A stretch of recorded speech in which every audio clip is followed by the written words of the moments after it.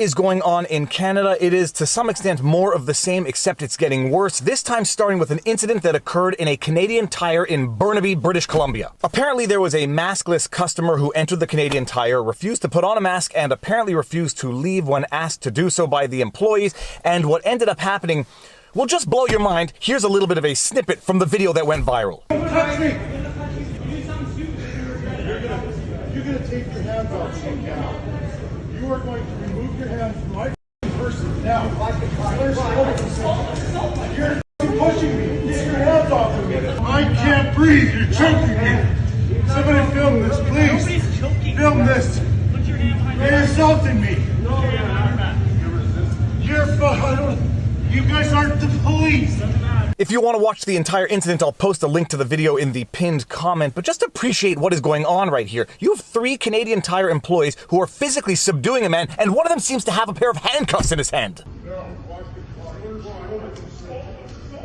Now, I used to work at Sports Expert, and as far as I know, we did not get employee-issued handcuffs. Does Canadian Tire actually issue handcuffs to its employees, or are these employees going absolutely rogue and came to work with handcuffs? I don't know. I suspect Canadian Tire is going to have some serious questions to answer, and I do genuinely hope that they have to answer in a court of law. Employers can, in fact, be held liable for the wrongful acts of their employees. It's a concept known as vicarious liability, where the employer is held responsible for the wrongful acts of the employees carried out in the context of their employment. After having watched the video, part of me does in fact want these employees to be held personally responsible, but the better part of me knows that Canadian Tire has the far deeper pockets. And how does the mainstream media report on the incident? The Abbotsford News. Video. Man arrested after allegedly punching Burnaby Canadian Tire staff over mask rule. Mounties received reports Monday of a customer having punched more than one employee. Now, I am a lawyer, and for those of you who have been following my channel for long enough, you know that I frequently say there are typically more than 3 sides to every story. There is the plaintiff's side, there's the defendant's side, there's the side that the judge determines to be reality, and then there is actual reality itself. As with most stories, I have no doubt that there probably is more to this story. I don't know what preceded the video. All that I know is that based on the video alone, based on what the individual is saying in the video, I have my doubts as to whether or not he punched several employees prior to them neck-locking him. And if this customer assaulted those employees, the only way I could see that assault happening is if he assaulted their arm with his neck. To be continued, we will see what happens with that story, and my goodness, do I wish that that was the only shocking story of the day, but alas, there is another even